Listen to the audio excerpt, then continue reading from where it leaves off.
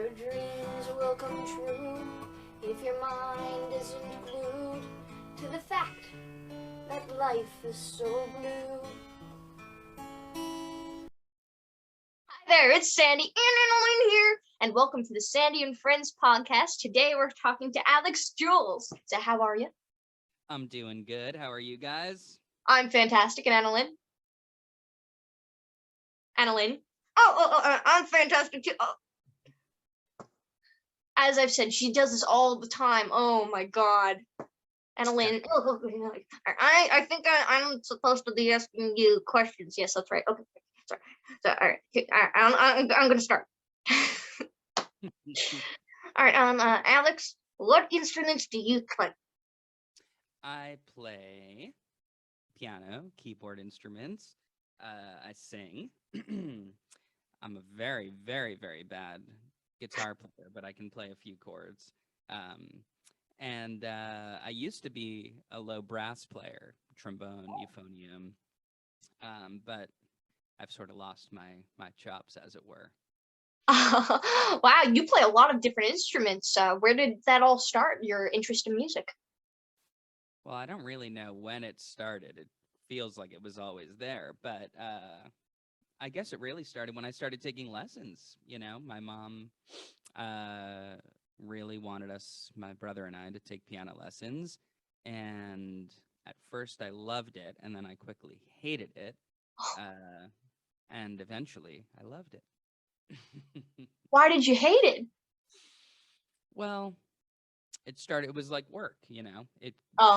Music was fun, and then it became, practice and, stuff I didn't like, classical music, which at that time I wasn't interested in or didn't appeal to me, and I think I sort of got turned off from it. It just felt like a chore for a while.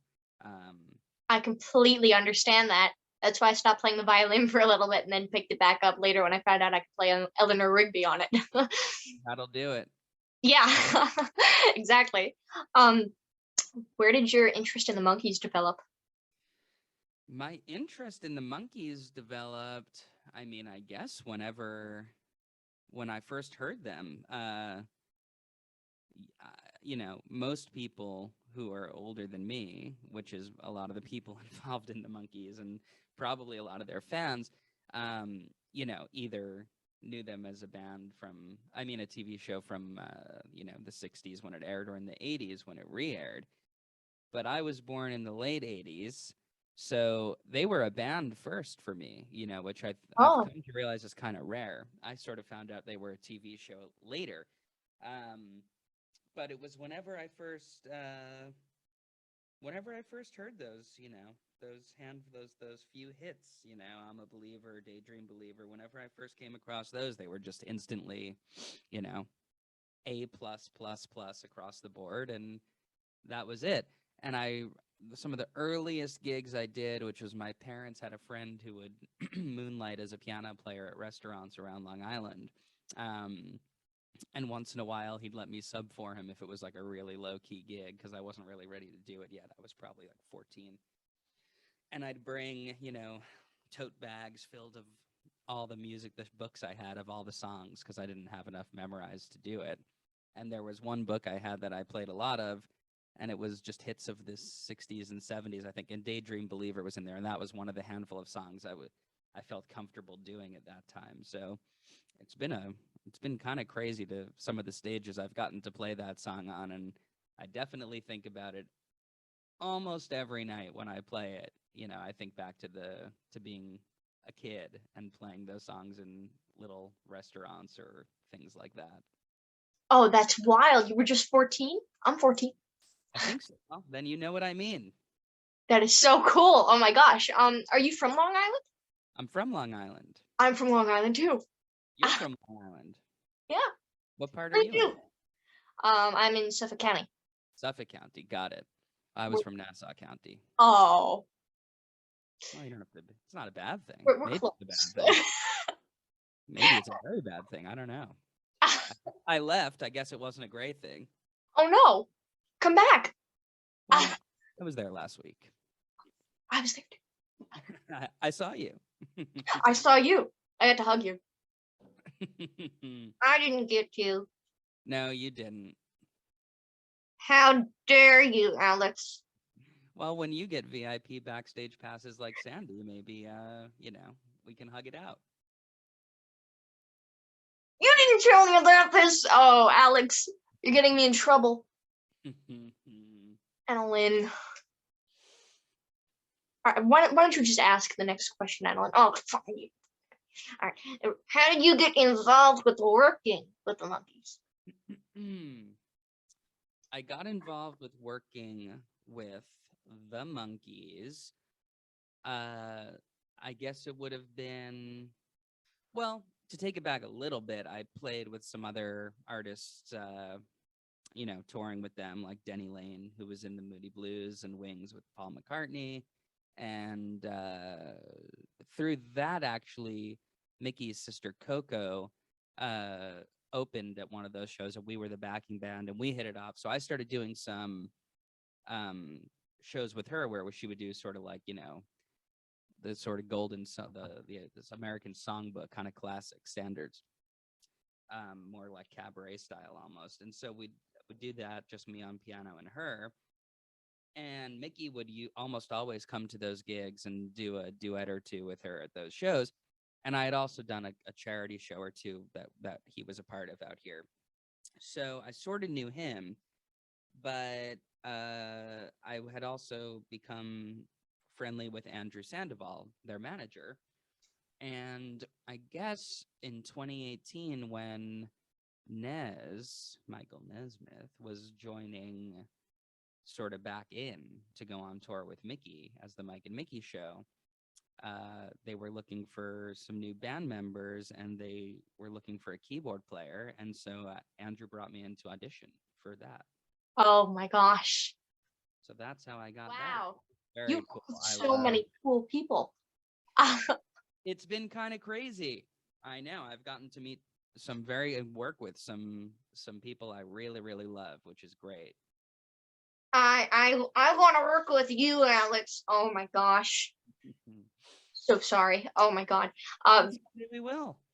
I'd let her work with you. AnaLynne, I'm so sorry about her. Oh my gosh. We were just talking about Nez, so I gotta know, what was your first impression of him? We kind of hit it off right away. And I had been, I had heard sort of stories, and he was kind of a mysterious figure. He hadn't been around much. And, he sort of lived up in Carmel Valley and some play, it was almost I forget what article it was in. It was almost like people, the assumption was like a Howard Hughes type of vibe. Like it was sort of, no one knew what was going on, but we kind of hit it off right away. And yeah, I mean, it was great. I mean, I felt very lucky. We had a very nice relationship, and he was someone I really, really loved, and was very, very happy to be able to spend a lot of time with him.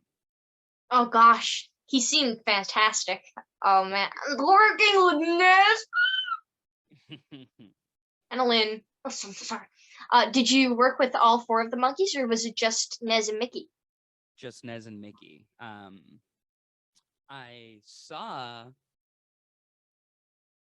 the 2016 tour, which would have been their 50th anniversary tour. Actually, funny enough, I went with Emeen, who's now one of the guitarists in the Monkees. The two of us bought last-minute tickets on StubHub and sat in like the back row. We didn't know any of those people out here in LA. And that was Micky and Peter, but I think Nez came out and did a little bit of that show too, which was one of the first times he was on stage with them in a while. And that was kind of crazy to think about that. 2016, like back row at the Pantasia, seeing that whole thing, and then I guess like a year and a half later, I'm in the band.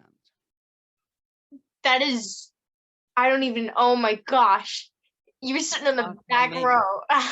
Not lost on me, I'll tell you that. Oh gosh. Well, being that Nez and Mickey were the two monkeys you worked with, what was your first impression of Mickey? Mickey's just, like, he's so great. He's just like, the second you meet him, he's just the nicest guy in the world. I mean, he really makes unless you catch him unless he's like in the middle of doing something. But, in the capacity I first met him, which was at a rehearsal where he was doing a song in this big sort of charity fundraiser show. Just great. I mean, he gives people time, and he's he understands that he's important to people, and he doesn't brush people off. But he's genuinely like that. He's actually a great guy. You know what I mean, Sandy. Yeah, I do. I never got to meet him, and you know what? She didn't take me along. She's a bit moody today. Yeah. I want to know about your bandmates. What are they like on tour? I mean, They your bandmates are. with the Monkees. What's that? Specifically with the Monkees, that is. I mean, they're family. They're super. They're just the nicest group of guys. Super talented musicians. I mean, there's all kinds of different scenarios on those tours, right? You get thrown in. Everyone kind of comes to the group in a different way. Maybe some people knew someone and brought them in, or recommended them, or whatever it is. But it's not a guarantee everyone's going to click, and there's a lot of different dynamics, and, you're traveling together, you're living together on the road, you're playing shows together. So you're living and working at first with strangers, to some extent. Oh, gosh. But I mean, it couldn't be more of a family. I mean, we're constantly texting each other. We're hanging out on the road. We're going out to dinner. And they are some funny guys in that band, man. They crack me up. That's exactly the impression I got. Yeah, everybody I've spoken to in the band has said exactly the same thing. So I'm starting to think maybe it's true. Maybe. I don't know. Maybe I'll tell you in the next interview if it is.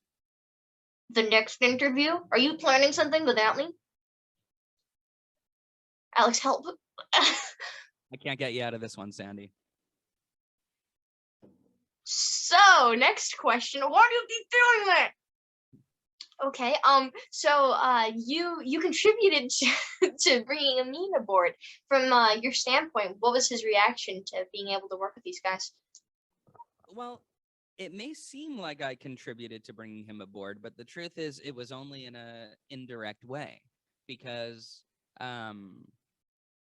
another person I play with. Do you want stories, or do you want quick answers? I want stories. Another person I play with is Joey Mullen from Badfinger. He's the last surviving member of the band Badfinger. They're the first band signed to Apple Records with the Beatles and blah, blah, blah, blah, blah. Very cool stories, very cool music. Right up my alley. Dream gig. And I have a band called Bebopalula. Well, we have a band. It's a democracy. Everybody writes, everybody sings. There's no front man, right? So a lot of harmonies. Everybody brings songs to the table, and then we all work on them together. So I was able to bring Emeen into that tour with Joey from Badfinger, and actually our drummer from Bebopalula plays those shows as well. But it's kind of a long story. So then Micky Dolenz ended up doing, do you remember he did that White Album tour with Todd Rundgren and all that? This happened? I didn't know that. Yeah, like maybe two, it was before the pandemic. They were like, right now, a lot of those guys are out doing Rubber Soul and Revolver, the Beatles albums. Oh, But wow. they did one they did the White Album. And it was Micky Dolenz, it was Todd Rundgren, it was a few other people, but Joey Mullen from Badfinger was one of the people. So it was sort of funny that there was this big show going on with like a lot of these big names, and I worked with two of the guys who were doing it, Micky and Joey. Oh, gosh. And so at the last minute, Wayne, who's the other guitarist from the Monkees, got asked to do that tour, to be in that band for the White Album tour. So the way it worked was all the different, headline artists on the White Album tour, like Micky and Joey, they'd each sing they were, they'd sing a couple of songs from the White Album, but they'd also each do one or two of their own hits, from whatever groups they were from. So Micky would do I'm a Believer. Joey would do a couple of Badfinger songs. So when we went to see, because I was friendly with Wayne, like whenever he was in LA or whatever, he had met Emeen through me.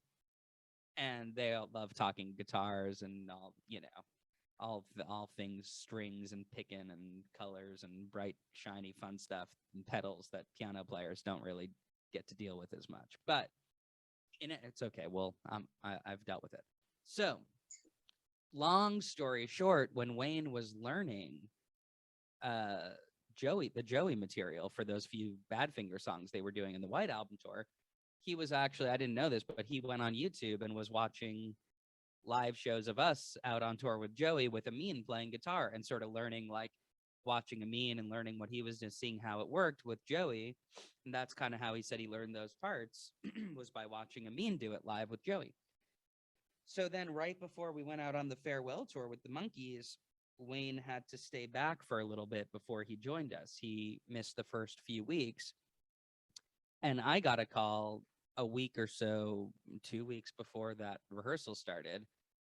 And they asked me to fill in as music director, but they had already called Emeen and asked him to fill in for Wayne. So it wasn't me. I would have suggested they called Emeen anyway, but I can't take credit for it because they called me and it was already done. They had already called Emeen. Wayne, so I had introduced Emeen and Wayne, but I didn't actually bring Emeen into the band. Oh, okay, I see. But man, that must have been pretty wild. Again, I mean, you guys were fans of the Monkees together, so that is so cool. Alex, I have a good idea. You should introduce me to Wayne. That would be a good idea. Okay. Yes. Second, have you had a favorite tour with the Monkees? Huh. That's interesting. They're all, I think the first one, there was kind of nothing like the first one because that was just so, it was like being in a dream, like a date. It was like, it didn't seem real, the whole thing. And like, just the scope of it and how important it was for me, how much it meant to me, playing those kinds of theaters and touring in that way, on tour buses for the first time for me. Crazy. But, they all sort of had their ups and downs because even that first one got cut short because Nez had to fly home and have a heart operation. So, even things happen. It's a lot of people moving around the country. There's a lot of factors and, they've all been great and they've all had really ups and downs, but, we go, we carry on, we move ahead, forge ahead. Oh gosh, I can't imagine what it must be like to do a tour. It's a crazy thing. It's a very unusual way of life, but you get used to it and it weirdly becomes normal. But they're all different, Sometimes you're flying to every place depending on where the shows are. Sometimes you're on a bus going to every place. Sometimes it's both. Sometimes you're traveling overnight. Sometimes you're traveling early in the morning. It's you never know. Oh my God. I don't think I could handle that. You don't have to worry about her trying to get into the band now. What's your favorite tour that you've done outside of the Monkees? I don't know. I don't know if I have a favorite one. I mean, the only two other guys I've like really toured with as like part of their band were Denny and Joey, from Wings and Badfinger. And those are all great too. I mean, they're really fun. I don't know, it's hard to pick. Oh man. Yeah. That must be difficult. I mean, I still can't imagine what that would be like, just getting to constantly do music and then do it for people. That sounds like getting to play music constantly and then doing it for other people. I mean, that must be the best. It's the best. It's what we set out to do. Oh gosh, I'm setting out to do it. It's gonna happen. It's gonna happen. Oh man, that must be so cool. Do you do any songwriting? I do, yeah. That's what I went to college for. I went to NYU in the city, and I was a composition major. So I do a lot of. I mean, in a way, that's what I think of as the main thing I do is Oh, write. But I just keep getting called to do all these tours. So, but yeah, I put out an EP in the mid 2000s, and then I put out a full length solo album a few years ago. And the band Bebopalula has an album out online that soon will be for sale, vinyl and CD. And we're, vinyl. oh yeah, vinyl. Oh, I'm getting it. Okay. Well, I appreciate that. I hope you even like it too. And then, yeah, we're working on our second record now, and I'm sort of always recording and writing down here a bit. What's it like to make an album? What is it that goes into that? I mean, there's so many different ways it can happen these days. I mean, that's a hard question to answer. I mean, what goes into it is, you know, are you just recording a collection of disconnected songs you've written, or Yeah. Is that the way it works, or do you write songs specified for it, or have? well, it can work any way. In other words, I wasn't saying,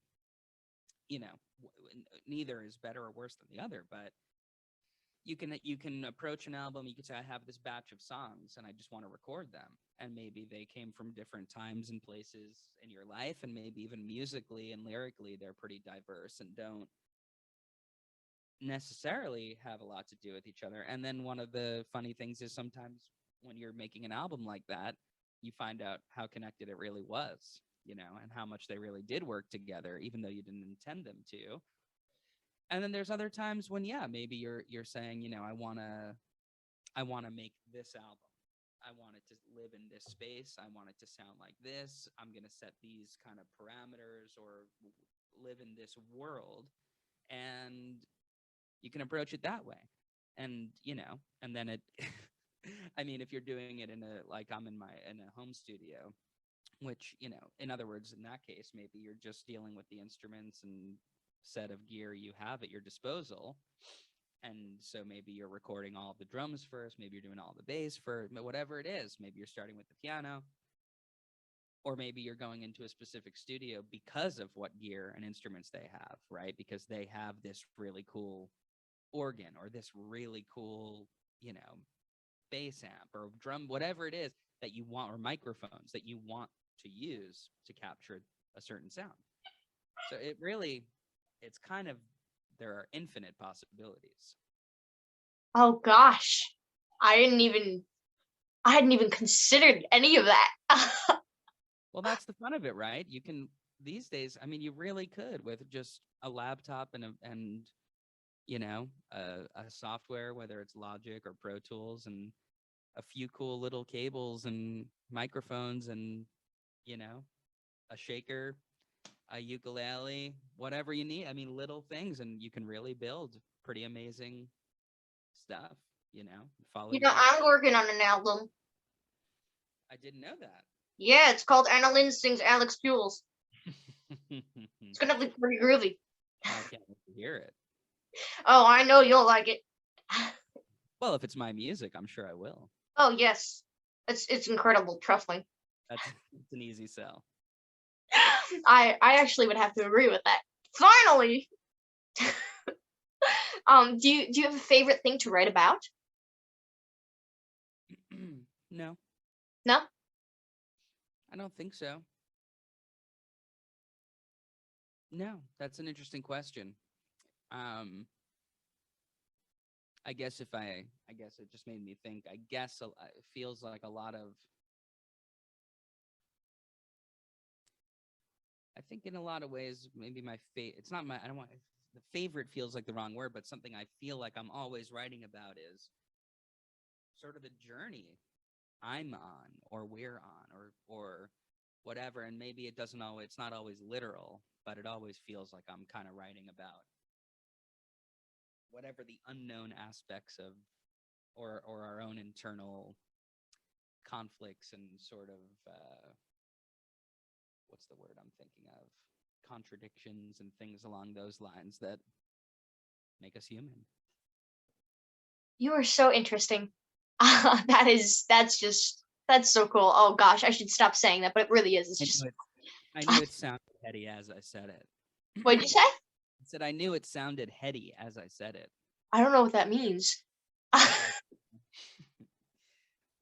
Like it sounded intense. Like, yes, it did. It sounded very intense. Okay, now if I use that word 3 times, it'll be mine. How do you develop accompaniment to a song? Do the words come first, or the accompaniment? Infinite possibilities. Oh gosh. So there's really no rules. Well, everyone does it differently, right? I mean, there's some people who always do it one way, meaning lyrics first, or always do music first, or some people like to start with a title or whatever. I mean, but I've written it every kind of way. I mean, sometimes a line, just an idea, right? Like a lyrical or some sort of concept you want to write a song about and put words and melody to a thought you've had. Or maybe that thought is a melody. And then you want to put words and music to, or words and more music to that. That is just fantastic. Okay. I could be wrong about this, but it seems that your music is primarily rock based. Am I correct about this? Sure. Is that your favorite genre? I mean, yes, it definitely is, but it means everything, right? Everything is rock, from, like you said, Eleanor Rigby, which sounds like a classical, string quartet, to, full out, blown out, distorted amps and all. I mean, it's everything. That's what's great about rock, right? It kind of somewhere between 2 and 7 minutes for the most part. You can write every genre you could think of. That's so true. Oh wow, I never thought of it like that. Well, they're not symphonies, right? They're songs. Yeah, but for the most part. Gosh, that's wild. Crazy stuff. Yeah, you have me really thinking here.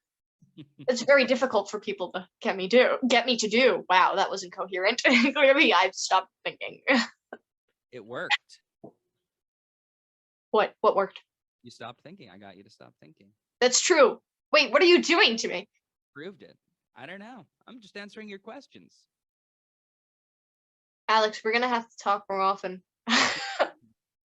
Whoa. Okay. Eddie. Huh? Oh.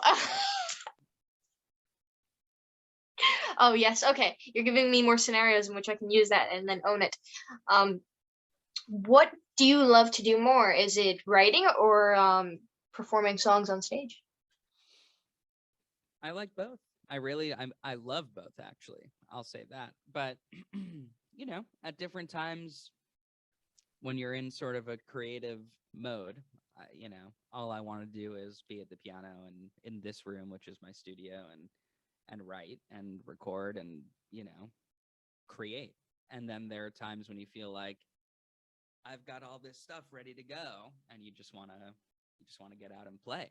It flexes very different muscles doing those different things, I mean, yeah, it's all music and it all falls under the same umbrella, but it's a very different thing, right? Sitting in a room, maybe by yourself at the piano back there behind me, versus being on a stage in front of any amount of people,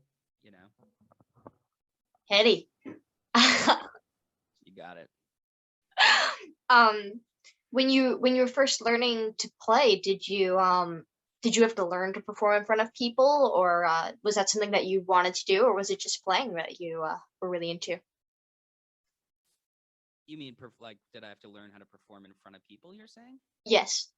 Well, I mean, I guess you're learning that as you start doing it, and you start doing it because that's what you do if you want to pursue playing, because you can only play in a room by yourself for so long before you need to go get a job, unless other people need to come to the show at some point. So yeah, I mean, I think that's like everything with music. It's something you're always learning and always getting better at. And, luckily I had a bunch of experiences in different capacities from, playing piano in little restaurants to being in orchestras and wind ensembles and playing with bands when I was younger. So, I'd been on a stage, many, many, many times playing in front of people. I don't remember the exact phrasing of your question. Did I have to learn it? I guess I learned it by doing it, I think. Oh, okay, I understand. Oh gosh, so were you fearful of playing in front of people?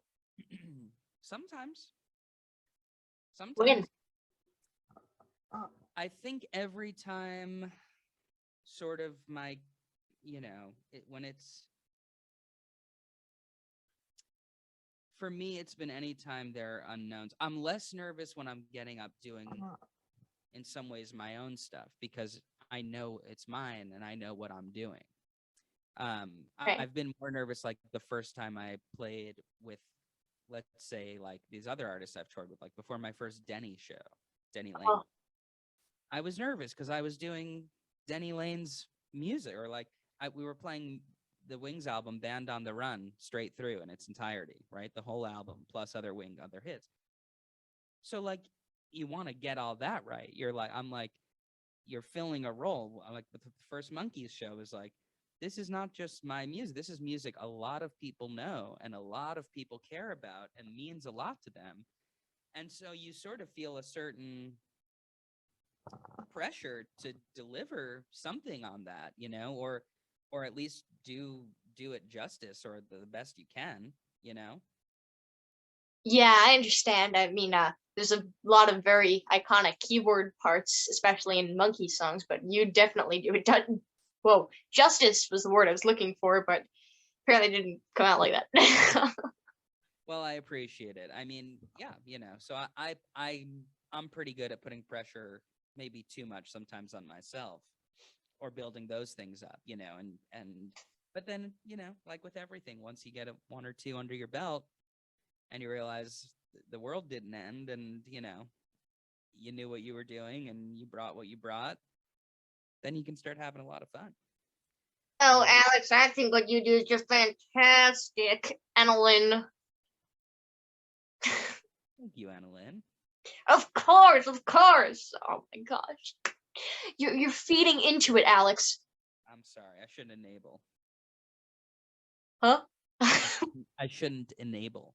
Oh, that's not what I heard. Okay. I agree. When you're not playing music, what are you up to? When is that? That's true. When is that? Not now these days. Well, you mean when I'm not playing music, like touring, or like? Yeah, when you're not touring. I mean, I'm usually doing music here in some capacity, whether it's teaching or playing gigs or, writing or recording or working on various other projects. I mean, we've been pretty busy too with the band Bebopalula, and the pandemic really stalled a lot of stuff we were working on. And then as soon as the vaccines came out and people were able to get out again, all of a sudden it was like the Monkees farewell tour. Because everybody's got all kinds of different places they play and people they work with outside of the band or get called to do. And, it sort of started getting crazy to find time for it, because everybody was making up for lost time. Oh. So, we're usually doing that. If not, I don't know, maybe we're playing, maybe we're watching movies or reading a book, or maybe I'm playing, Mario Kart on Nintendo Switch or something like that, but not always, or snuggling my dog upstairs. That's most of the time, I guess. What's your dog's name? I gotta know. His name is Wesley. Aww. Oh, yeah. Okay. I gotta see a picture of Wesley at some time. A cute little guy. What kind of a dog is he? He's a little Shih Tzu. Mostly a Shih Tzu anyway, we think. Oh man, I bet he's adorable. What is your favorite album of all time? Mm.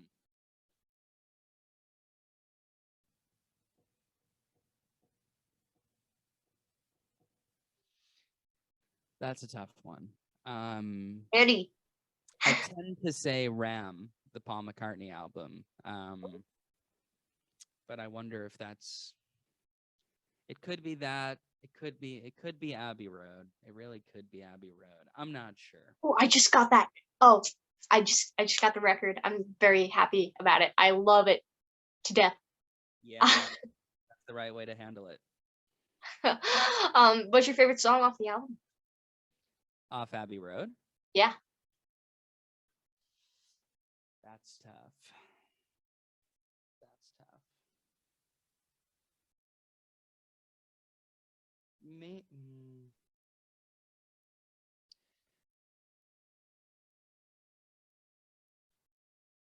That is really tough. I kind of keep wanting to say every song, and then I think of another one. I can totally understand that. Maybe Bathroom Window. Maybe You Never Give Me Your Money. Maybe not, though. I don't know.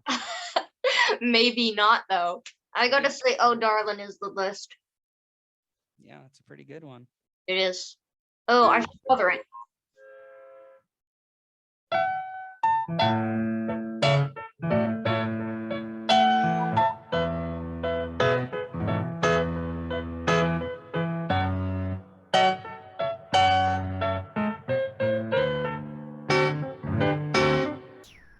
Pretty good one. That was. Oh my gosh. Okay. AnaLynne has another question for you. How do you know that? Because we planned them. Oh, okay. So, Alex, do you have any new projects coming up that you could share with us? Well, like I said, we're my band Bebopalula. We're working on our second album now. But the first album will be coming out. I mean, it's online. I mean, you can hear it on streaming because of the pandemic again, but it'll be available on for CD and vinyl soon. Oh, I'm so excited about that. Where can people follow you, Alex? They can follow me on Instagram is probably the best place. It's just Alex Jules. I follow, I think. Yeah. I think they do. Pretty sure. It's a lot of pictures of theaters after sound check before dinner break. Oh man. Oh god. You're killing us over here. AnaLynne unfortunately has one last question. Why do you always make me do this, AnaLynne? It's gotta end at some point. I don't want to do this, AnaLynne. Alex, do you have any words of wisdom that you'd like to share with the people watching?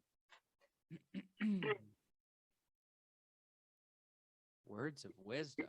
Yeah. What do you want to say to everybody out there? Just be cool. I love that. Be cool to each other, Be excellent to each other. Yeah, let's do that. I don't have much more advice for people other than that, but I think that can go a long way. Yes, follow Alex for more. Let's see. Yeah, no, let's start there. Everyone be cool. Let's see how that works, and then I'll maybe come up with some more advice once everyone's started being cool. Good. All right, well then people better start being cool so we can hear the end of it. That's what I'm thinking. Yeah. So maybe if they have some kind of incentive, they'll be cool. Yeah, maybe. We'll make it happen. You'll make it happen. Do it. All right, Ruby. Well, thank you so much for talking with both of us. We really appreciate it, Alex. Thank you guys for having me. All right, we'll see you later. Bye.